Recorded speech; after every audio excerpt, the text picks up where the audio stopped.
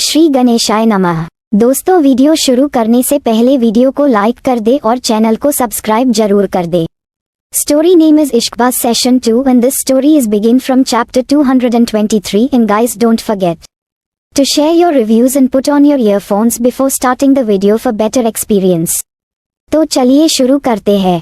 इधर दूसरी तरफ समर और नताशा ने एक साथ काफी अच्छा वक्त बिताया। समर ने नताशा को बहुत हंसाया था। इस बीच नताशा अपना सारा दर्द भूल चुकी थी। उसने और समर ने मिलकर कई सारी मछलियों को फार्म हाउस की वकस के साथ पकड़ा भी था। वहां पर बत्तख और आसपास आने वाले खूबसूरत बर्ड्स को दान भी डाला था। छोटे मोटे जानवरों को चारा भी खिलाया था। इसी बीच वह लोग काफी अच्छा वक्त बिताते हुए एक दूसरे को समझने की कोशिश भी कर रहे। वह दोनों फार्म हाउस में लगे हुए कच्ची गाजर, मूली और कुछ पेड़ पौधों में लगे हुए फलों को तोड़कर का भी रहे थे। ऐसा करना नताशा को बहुत अच्छा लग रहा था। यह उसके लिए फर्स्ट एक्सपीरियंस था क्योंकि आज से पहले उसने गार्डन में सिर्फ फूल ही देखे थे, लेकिन आज वह फार्मिंग को एक्सपीरियंस कर रही थी। यह फार्म काफी बड़ा था। यहाँ शुगर केन भी लगी हुई थी जिसे समर ने तोड़कर नताशा को दिया और नताशा आज पहली बार बहुत खुश होकर गाना भी खा रही थी। वह लोग बकरियों के साथ भी खेल रहे थे। ले देकर आज का दिन नताशा के लिए काफी स्पेशल और खुशी भरा था। किसी ने सच ही कहा है, इंसान की खुशी और दर्द उसके अंदर होता है। वह किस चीज को ज्यादा फील कर रहा है ये उसे पर डिपेंड करता है। ये खुशियां आज से पहले भी नताशा के आसपास थी, पर शायद वह अपने गम में इतनी डूबी हुई थी कि उसे इन खुशियों को देखने का वक्त ही नहीं था। और जब उसने खुद से यह फैसला लिया कि उसे खुशियां चुननी है, गम को पीछे छोड़ना है, तो आज उसे सिर्फ खुशियां ही मिल रही है। शाम का वक्त था। समर ने नताशा को अपने हाथों से गाय का दूध भी निकलना सिखाया। हालांकि यह फार्म एरिया है, यहाँ पर हर काम मशीन से किया जाता है, लेकिन समर उसे पारंपरिक तरीका सिखा रहा था जिसे नताशा काफी एंजॉय कर रही थी। इसके साथ ही दोनों गाय का दूध निकालते हुए एक दूसरे के ऊपर दूध फेंक कर मार रहे थे। समर दो यूं ही डायरेक्ट धार से दूध पी रहा था। ये देखकर नताशा बहुत हंस रही थी।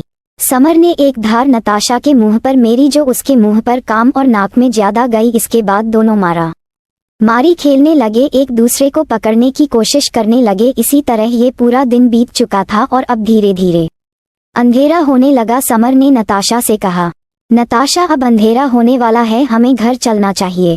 हम चलो समर, लेकिन मानना पड़ेगा तुम्हारे साथ आज का दिन बहुत ही स्पेशल था। मैंने कभी सोचा भी नहीं था इतनी छोटी छोटी चीजों में भी खुशियां मिल जाती हैं। थैंक यू सो मच मेरे आज के दिन को इतना बेस्ट और स्पेशल बनाने के लिए। ये सुनकर समर बाइक पर बैठकर बाइक स्टार्ट करते हुए मुस्कुराकर बोला, ये खुशियां तुम्हारे अंदर थी नताशा, में तो बस इन्हें बाहर लेकर आया था। खूबसूरती हमारी आंखों में होती है। जब हम खूबसूरती देखना चाहते हैं तो हमें दुनिया की हर चीज खूबसूरत लगती है।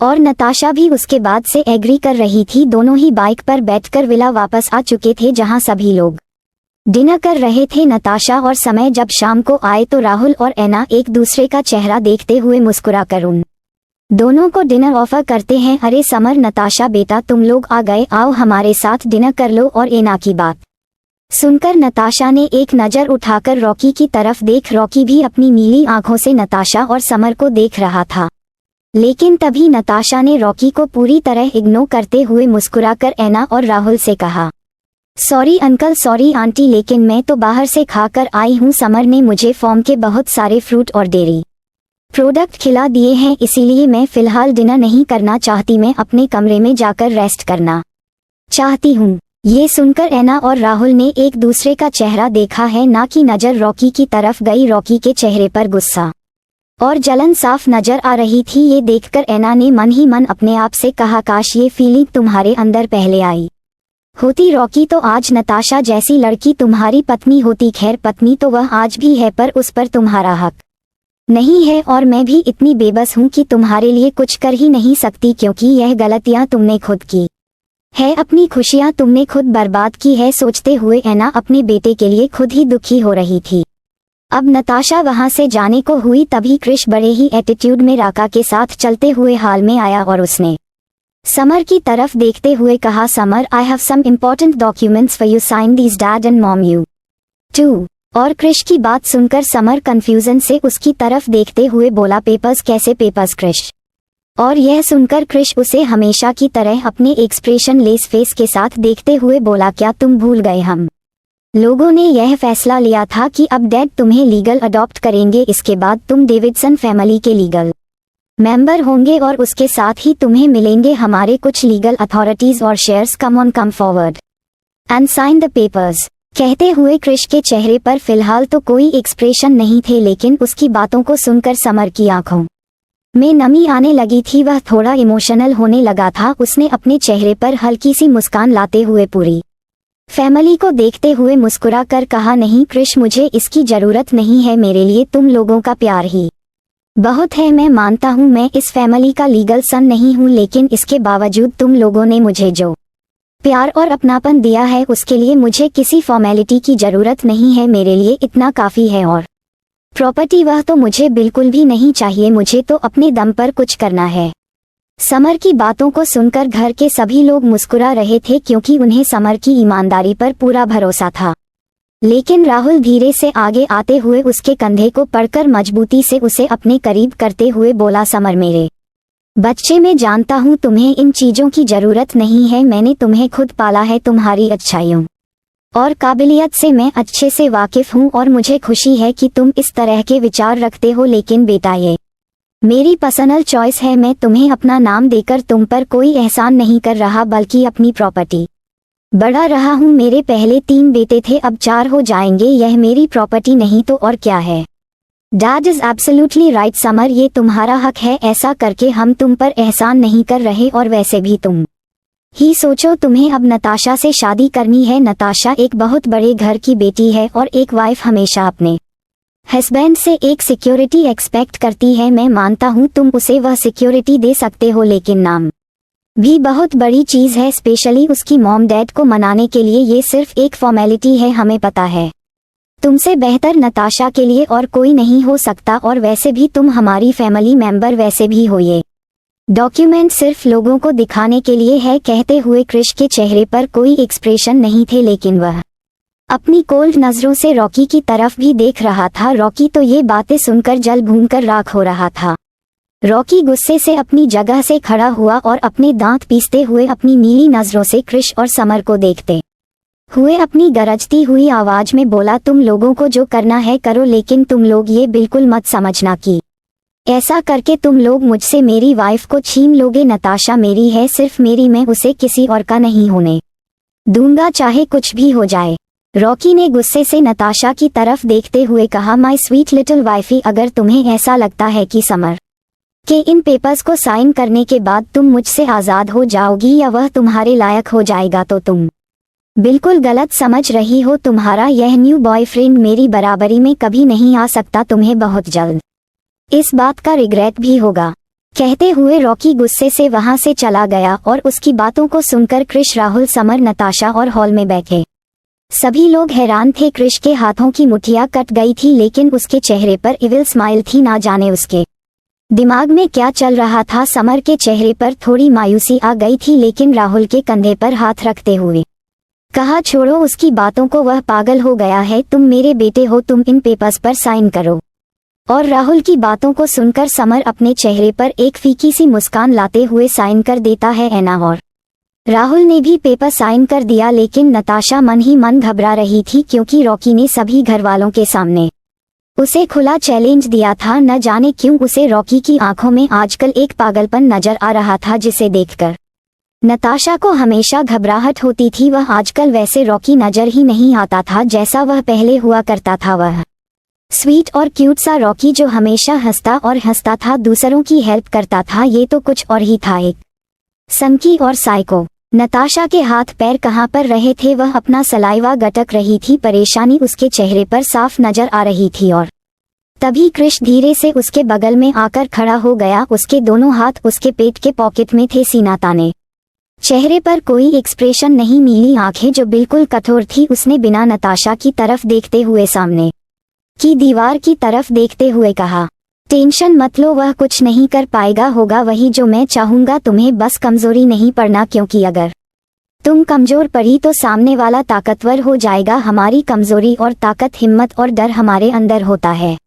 डिसाइड तुम्हें करना है कि तुम किसे ज्यादा एक्टिव रखती हो, तुम लूजर बनोगी या विनर, ये तुम पर डिपेंड करता है। और तुम्हारी हेल्प कोई तब तक नहीं करेगा जब तक तुम अपनी हेल्प खुद ना करो।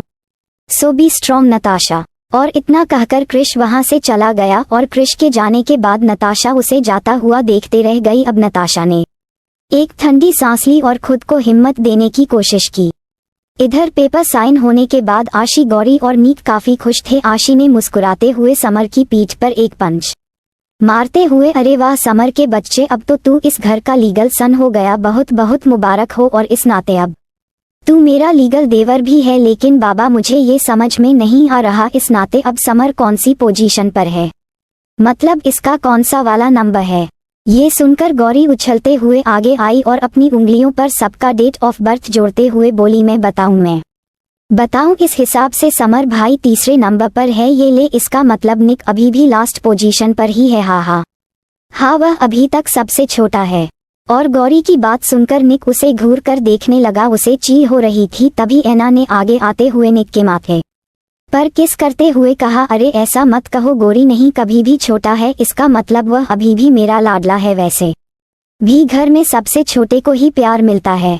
हाँ ये तो है। कहते हुए आशी मुस्कुरा दी। तभी उसने समर की तरफ देखते हुए कहा, और समर के बच्चे, इतनी बड़ी खुशखबरी है तो इस नाते हमें मिठाई खिलाना तो बनता है। चल हमारा मुंह मीठा करा कंजूस कहीं का। और सुन, आज हम चॉकलेट पर नहीं मानेंगे, आज हमें पार्टी चाहिए। और आशी की बात सुनकर समर ने मुंह बनाते हुए कहा, अच्छा जी पार्टी भी मैं दूं, तूने अभी अभी सुना ना कि मैं अब थर्ड पोजीशन पर हूँ और तू घर के बड़े बेटे की पत्नी है, यानी कि मेरी ऑफिशियल भाभी। तो इस हिसाब से तुझे मेरा मुंह मीठा करना चाहिए। चलना आशी, बहुत दिन हो गए हैं तेरे हाथ का कुछ बना हुआ खाना नहीं खाया, इसीलिए आज पार्टी तेरी तरफ से, ठीक है। ठीक है मैं खिलाऊंगी, पर मेरी एक शर्त है, खबरदार जो तूने मुझे भाभी कहा, हम दोनों पहले भी दोस्त थे और अभी भी हैं। और यह बता तुझे क्या खाना है, मैं खुद बनाऊंगी अपने हाथों से। ये सुनकर गौरी उछलते हुए आगे आई और मुस्कुराते हुए बोली, मैं बताऊं आशी दीदी, अपना रसगुल्ले बना, बहुत दिन हो गए हैं ये हमने खाया ही नहीं, इंडियन स्टाइल में बनाना प्लीज, है ना समर भैया। कहते हुए गौरी ने प्यार से समर की तरफ देखा और यह सुनकर समर ने मुस्कुराते हुए गौरी के बालों को बिगाड़ते हुए कहा, हाँ बिल्कुल, अगर तुझे खाना है तो यही बनेगा, ऐसी हम लोगों को रसगुल्ला खाना है, बोल कब बना रही है।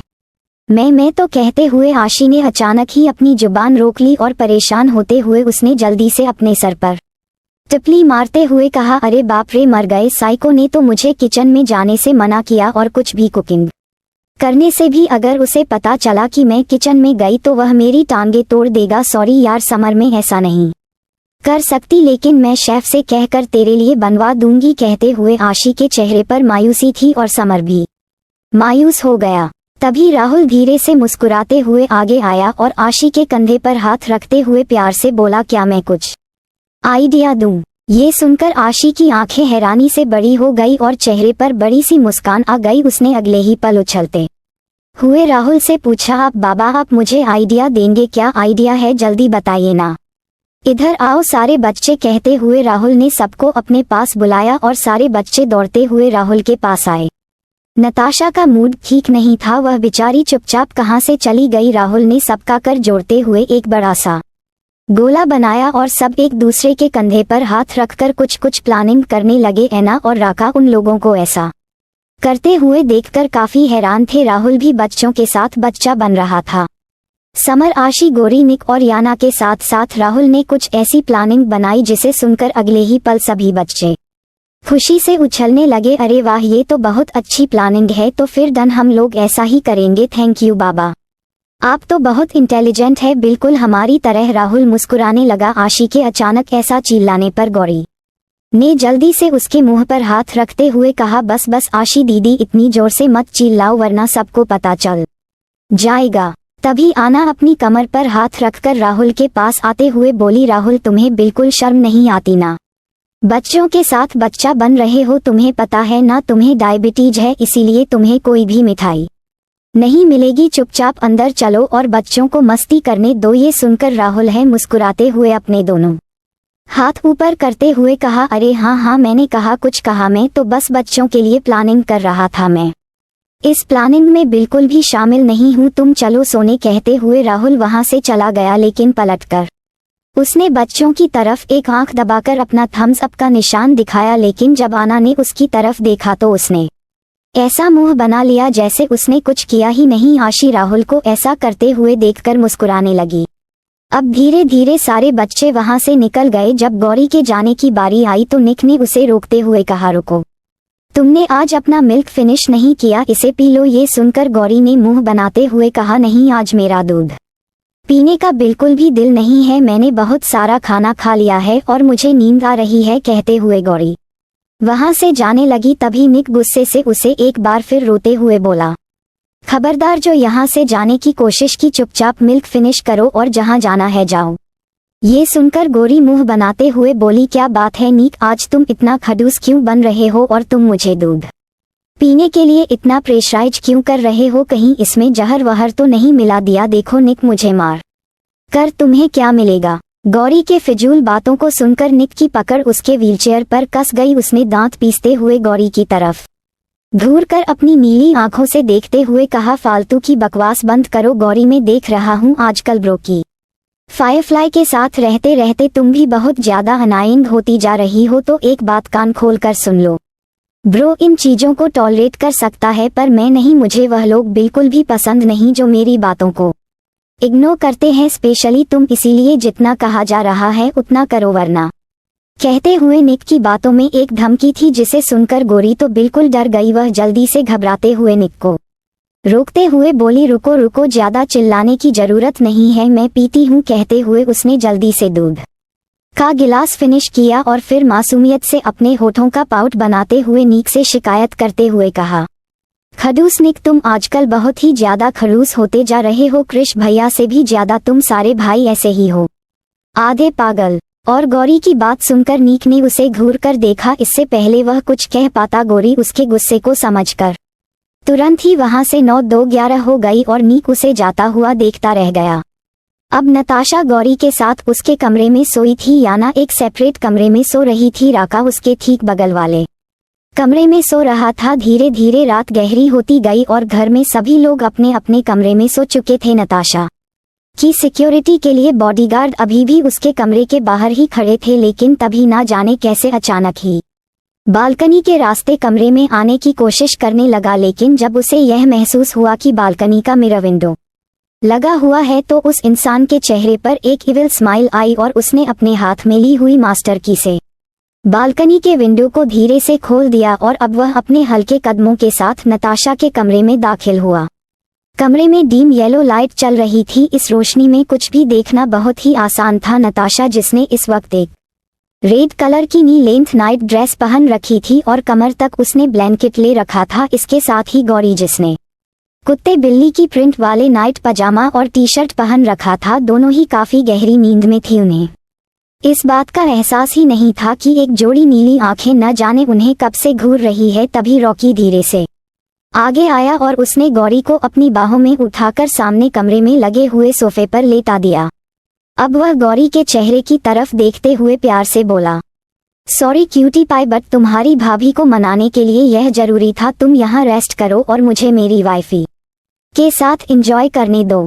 कहते हुए रॉकी अपने चेहरे पर इविल स्माइल लिए अचानक ही पलटकर बेड पर सो रही नताशा की तरफ देखता है और अब उसने अपने कदम नताशा की तरफ बढ़ा दिए। कुछ ही पल में वह नताशा के बेड पर उसकी बगल में बैठा हुआ था और नताशा के पास झुककर उसकी खुशबू को अपनी सांसों में उतार रहा था। वह अपना चेहरा नताशा के बालों के पास ले जाकर उसके बालों की फ्रेग्रेंस अपनी सांसों में उतारते हुए अपने आप से बोला, यह वही खुशबू जो न जाने कब से मेरी सांसों में आने के लिए बेताब है। जब से इसे स्मेल किया है कुछ और स्मेल करने का दिल ही नहीं करता। उफ़ Natasha, I don't know what's so intense about you wifey, but whatever it is it's enough to make me uneasy. कहते हुए रॉकी ने धीरे से अपने होठ नताशा के गालों पर रख दिए और उसे हल्के हल्के किस करना शुरू कर दिया।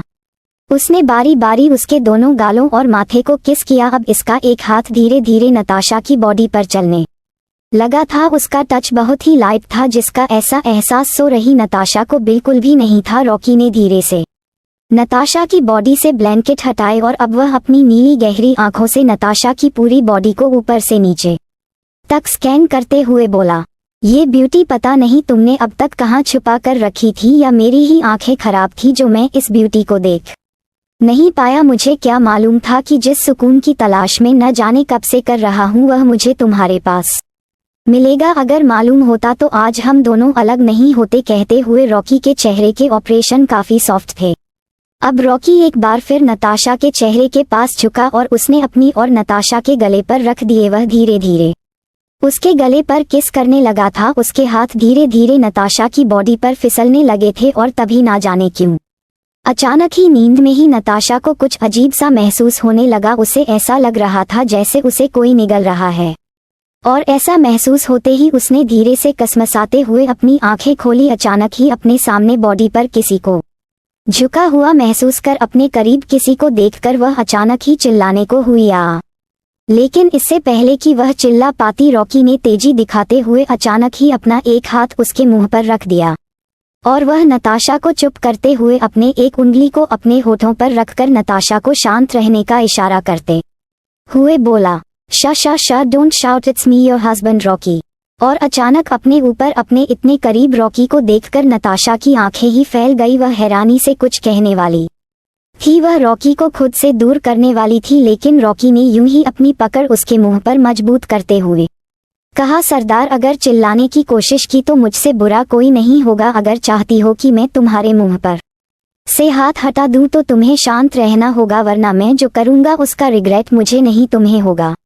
कहते हुए रॉकी ने धीरे से अपना हाथ हटाया और अब नताशा अचानक ही घबराते हुए रॉकी के सीने पर अपने दोनों हाथ रखकर झटके से उसे खुद से दूर करते हुए अचानक ही बेड के हेड रेस्ट के सहारे उठकर बैठ गई और अपनी आंखों में थोड़ी घबराहट और गुस्सा लाते हुए रॉकी को देखकर दांत पीसते हुए बोली, तुम्हारी हिम्मत कैसे हुई यहाँ आने की? मैं कहती हूँ चले जाओ यहाँ से, गेट आउट।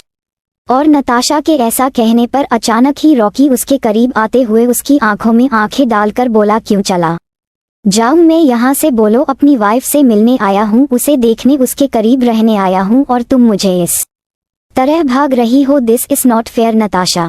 वाइफ कौन सी वाइफ? मैं तुम्हारी वाइफ नहीं हूँ, समझे? कोई रिश्ता नहीं है तुम्हारा और मेरा। तुम बार बार वाइफ की रट लगाना बंद करो, समझे? कहते हुए नताशा ने उसे गुस्से से देखा और नताशा के ऐसा कहने पर अचानक ही रॉकी ने उसे उसकी कंधों से पकड़ते हुए अपने करीब करते हुए कहा, अच्छा तो तुम मेरी वाइफ नहीं हो तो ये भी बता दो कि क्या रिश्ता है तुम्हारा और मेरा? बाकायदा हस्बैंड और वाइफ है, हम लोग, शादी हुई है हमारी। तुम इस चीज को कैसे इग्नोर कर सकती हो नताशा? तुम कैसे भूल गई हमारा रिश्ता? वाइफी, तुम तो मुझे प्यार करती थी ना, कहाँ गया तुम्हारा प्यार आखिर? कैसे तुम मुझे छोड़कर किसी और का हाथ थाम सकती हो, किसी और का ख्याल भी अपने जहन में ला सकती हो? प्लीज वाइफी बंद करो ये सब और चलो मेरे साथ हमारे कमरे में। बहुत हो गया ये रूठना और मानना, मैं अब ये टॉलरेट नहीं कर सकता। रॉकी धीरे से नताशा के गलों के पास झुककर अपने होंठ उसके गालों पर रगड़ते हुए अपनी मैग्नेटिक वॉइस में बोला, तुम नहीं जानती वाइफी, तुम जब से मुझे छोड़कर आई हो एक पल के लिए चैन की नींद नहीं ली मैंने। वह कमरा मुझे काटने को दौड़ता है, कहीं दिल नहीं लग रहा, कंसंट्रेट नहीं कर पा रहा, हर पल तुम्हारा ही ख्याल मेरे दिमाग में चल रहा है। प्लीज यह नाटक अब बंद कर दो, मैं अच्छे से जानता हूँ तुम अभी भी मुझे प्यार करती हो। तुम समर के साथ सिर्फ इसलिए हो ताकि मुझे तकलीफ दे सको। देखो अब तुम्हें यह नाटक करने की जरूरत नहीं है, हम दोनों के बीच जो भी प्रॉब्लम है हम लोग एक साथ मिलकर सॉल्व कर लेंगे, लेकिन प्लीज इस तरह मत करो। कहते हुए रॉकी की आवाज में एक दर्द था जिसे शायद नताशा भी महसूस कर पा रही थी और अब उसकी आंखों से आंसू बहने लगे थे। उसने धीरे से अपना चेहरा पीछे खींचते हुए रॉकी से दूर होते हुए कहा, नहीं रॉकी, यह नाटक नहीं है, मैं सचमुच तुम पर गिव अप कर चुकी हूँ, क्योंकि अब मुझे समझ में आ गया है कि हम दोनों एक दूसरे के लिए नहीं बने, हम दोनों एक दूसरे से बहुत अलग हैं। हाँ ये सच है कि मैं तुमसे प्यार करती थी और यह भी सच है कि तुम्हें भुलाना मेरे लिए बहुत मुश्किल है, पर मैं कोशिश कर रही हूँ, लेकिन तुम इस तरह से एक्ट करके मेरी मुश्किलों को और बढ़ा रहे हो। प्लीज रॉकी यह सब छोड़ दो, अब इन सब चीजों का कोई फायदा नहीं है। वैसे भी तुम्हारे प्यार में मैं खुद को बहुत हर्ट किया है, अपने भाई अपनी फैमिली को बहुत हर्ट किया है, पर अब नहीं करना चाहती। मैं जानती हूँ मैं तुम्हारे लायक नहीं हूँ, तुमने ना ही कभी मुझे प्यार किया है और नहीं कभी एक्सेप्ट करना चाहते हो, सिर्फ मेरे साथ एडजस्ट करने की कोशिश कर रहे हो। तो सच बताऊं कि तुम्हें यह एडजस्ट करने की जरूरत नहीं है। तुम मुझसे, मेरे रिश्ते से, मेरे प्यार से आज़ादी चाहते थे। तुमने ही कहा था ना, हम दोनों का मिलन इम्पॉसिबल है, मिलने की कोई उम्मीद नहीं है मुझे। तुम्हें भूल जाना चाहिए। तुम मुझे छुटकारा पाना चाहते थे कि मैं तुम्हारी लाइफ से निकल जाऊं। तो देखो, आज मैं तुम्हें भूल रही हूँ, तुम्हारी लाइफ से जाने की कोशिश कर रही हो और जा भी चुकी हूँ। और आज जब मैं इन सब चीजों को भूलकर अपनी लाइफ में आगे बढ़ रही हूँ, तो तुम एक बार फिर मेरे साथ खेल खेलने आ रहे हो। उस वक्त तो मुझे तुम्हारी बातों का मतलब समझ नहीं आया था, बट नाउ आई रियलाइज कि तुम सच कह रहे थे। हमारे रिश्ते का कोई वजूद था ही नहीं बिना मन की उस शादी को सिर्फ मैं निभाने की कोशिश की। हर पल रोई हूँ मैं तुम्हारे लिए, तुम्हारे प्यार के लिए, पर तुम्हें कोई फर्क नहीं पड़ा। तुम्हें तो कभी मेरे आंसू नजर ही नहीं आए और ना ही मेरी फीलिंग नजर आई। लेकिन आज जब तुम ये सब कर रहे हो, मुझे तुमसे डर लग रहा है। प्लीज रॉकी, यह सब बंद कर दो। अब मैं तुमसे दूर जा चुकी हूँ रॉकी, और तुम्हारे पास कभी नहीं आऊंगी, कहते हुए नताशा का गला भरने लगा था।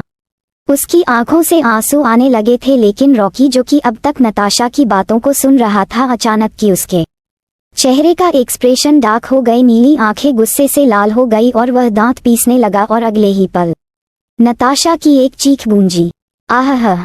सो अभी कहानी जारी रहेगी। So don't forget to share your review and comment your best part of an story.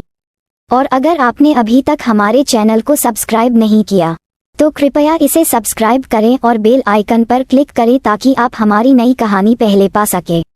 And if you like my story, so comments your feelings with heart emoji. तो मिलते हैं नेक्स्ट वीडियो, तब तक के लिए राधे राधे।